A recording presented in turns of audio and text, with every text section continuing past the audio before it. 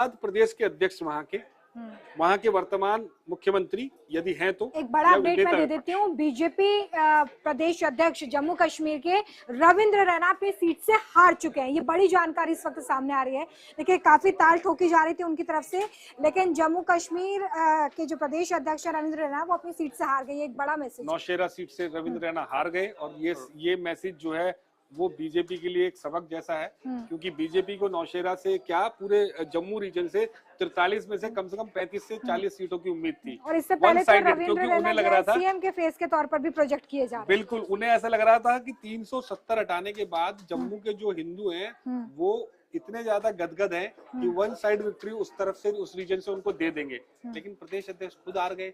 यानी कि जम्मू के जो हिंदू हैं वो भी ये चाहते हैं कि जम्मू कश्मीर का ही व्यक्ति, कोई कश्मीरी ही, हालांकि रहना भी कश्मीरी है, लेकिन वो व्यक्ति जो जिसने यहाँ की जो सिचुएशन को समझता हो और उसी को ये जो है एक तरीके से जो पैराशूट उम्मीदवार होता है उस पर भरोसा नहीं करती आमतौर पे कई राज्यों की जनता। शुभम, इसमें ये भी इस बात सामने आ रही थी इससे पहले जब हम डिस्कशन कर रहे थे कि रविंद्र रैना बीते 10 सालों से लगातार वहां पर संगठन को मजबूत करने का काम भी कर रहे थे, लगातार वहां मेहनत कर रहे थे, लेकिन बावजूद इसके अपनी सीट नहीं बचा पाए। देखिए, रविंद्र रैना के साथ सबसे बड़ी दिक्कत तो यही हो गई ना कि पहले लिस्ट में शायद उनका नाम ही नहीं आया था। लिस्ट बाद में बदली गई। स्टार्टिंग में जब हुआ, कार्यकर्ता नारे लगा रहे थे रविंद्र रैना के लिए, रविंद्र रैना कार्यालय के अंदर घुस गए, कार्यालय में उन्होंने अपना गेट बंद कर लिया।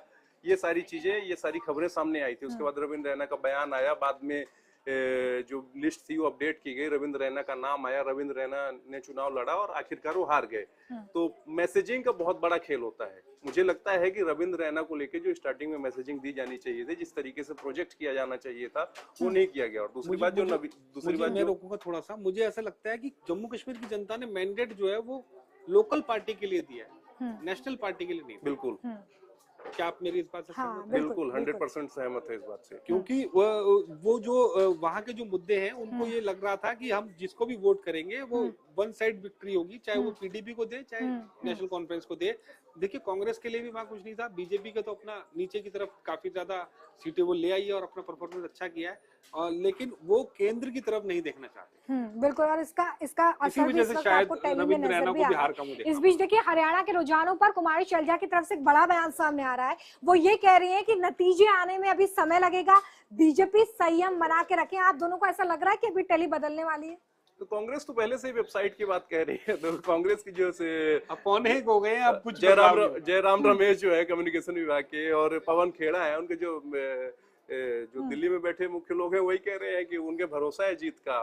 अशोक गहलोत भी कह रहे हैं कि अभी शाम तक इंतजार करिए, हम वोट परसेंटेज में आगे जा रहे हैं, बहुत सारी सीटों पर बीजेपी पीछे है। तो जब इतने बड़े नेता कह रहे हैं, कुमारी शैलजा। और देखिए, बड़ी जानकारी ये भी है कि हरियाणा में जीत के हैट्रिक लगाने के बाद प्रधानमंत्री का संबोधन भी होगा, जैसा कि हर बार होता है। वो कार्यकर्ताओं को संबोधित करते हैं और जिस तरीके से कार्यकर्ता चुनाव में मेहनत करते हैं उसको लेकर उनका ये संबोधन होता है कि आखिर किस तरीके से उन्होंने ये चुनाव जीता।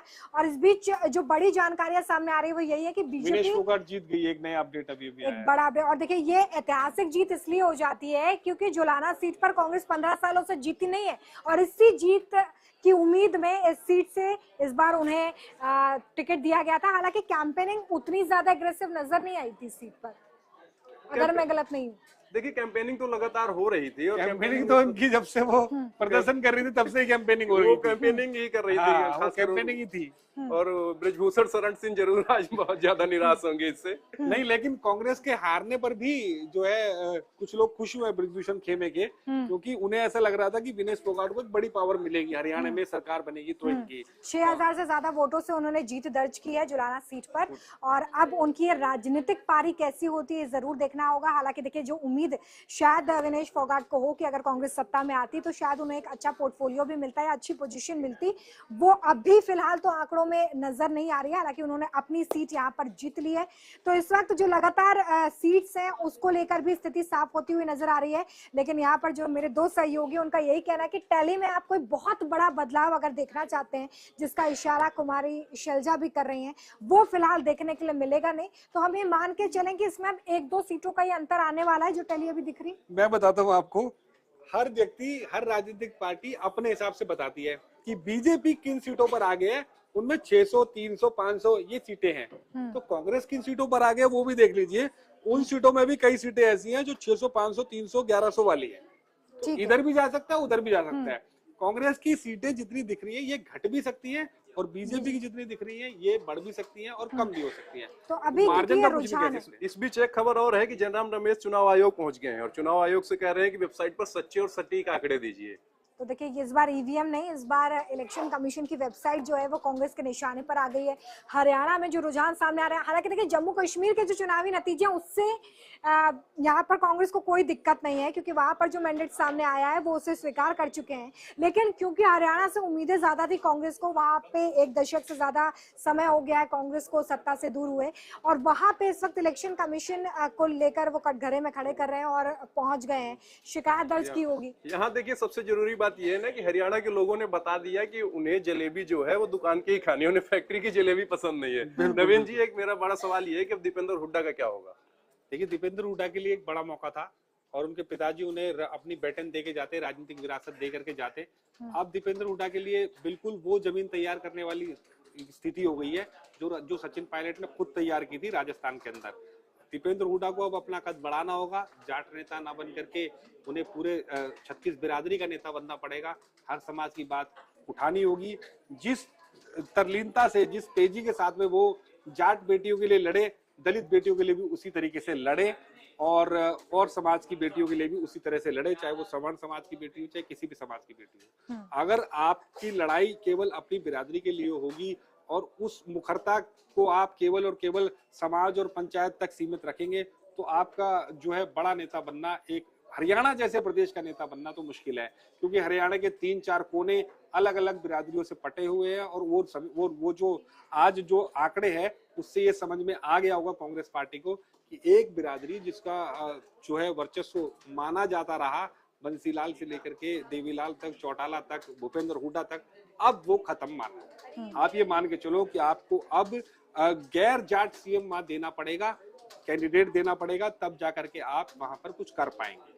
यहाँ ये भी तो कह सकते हैं कि हरियाणा की नब्ज बीजेपी ने पकड़ ली है। बीजेपी को पता है कि किस तरीके से हरियाणा जीतना है, कैसे कास्ट पॉलिटिक्स, किस तरीके से उसे जाट वर्सेस नॉन जाट या अन्य जो चीजें हैं, अन्य जो फैक्टर हैं, उनमें किस तरीके से बीजेपी इन्वॉल्व हो गई। बिल्कुल, हमें इसमें कहने में कोई कोताही नहीं बरतनी चाहिए, हमें कोई दो राय भी नहीं है इसमें कि बीजेपी ने इस नब्ज को पकड़ लिया है। नतीजे सब चीजें सही और गलत का फैसला कर देते हैं। नतीजों ने बता दिया है कि बीजेपी की हर रणनीति जो थी वो कामयाब हो गई, और चाहे कांग्रेस अपनी नीति से हारी हो या हार की तरफ बढ़ रही हो, लेकिन बीजेपी ने जो उसकी जो रणनीति थी उस पर काम ना करके अपने एकला चलो के एजेंडे पर काम किया, और चरैवेती को मानते हुए वो जीत की ओर अग्रसर होती दिखाई दे रही है। और बिल्कुल आंकड़ों की शक्ल में बहुमत के आंकड़े को भी पार कर चुकी है बीजेपी। इस वक्त ये रुझान है, हालांकि अभी तस्वीर और साफ होगी क्योंकि कई सीट्स पर अभी भी जो कड़ी फाइट है वो देखने के लिए मिल रही है। अनिल विज 545 वोट से पीछे चल रहे हैं, वो भी 545 वोट कोई बहुत बड़ा नंबर तो नहीं, लेकिन इंडिपेंडेंट कैंडिडेट से पीछे चल रहे हैं। ये थोड़ी सोचने वाली बात है। ट्रेल कर रहे हैं 565 वोटों से इस वक्त। अब क्या यहाँ पर वो अपनी जीत दर्ज कर पाते हैं, क्योंकि अपने आप को मुख्यमंत्री के तौर पर वो कई बार प्रोजेक्ट कर चुके हैं। लेकिन मेरे को लगता है कि शुभम, मुझे ऐसा लगता है कि जो जयराम रमेश कह रहे हैं उसमें कुछ ना कुछ तो बात है। कहीं आप देखेंगे किन्हीं सीटों के ऊपर नतीजे आ चुके हैं, लेकिन अनिल विज की सीट पर अभी तक केवल 6 राउंड की काउंटिंग हुई है और 16 राउंड की काउंटिंग बाकी है।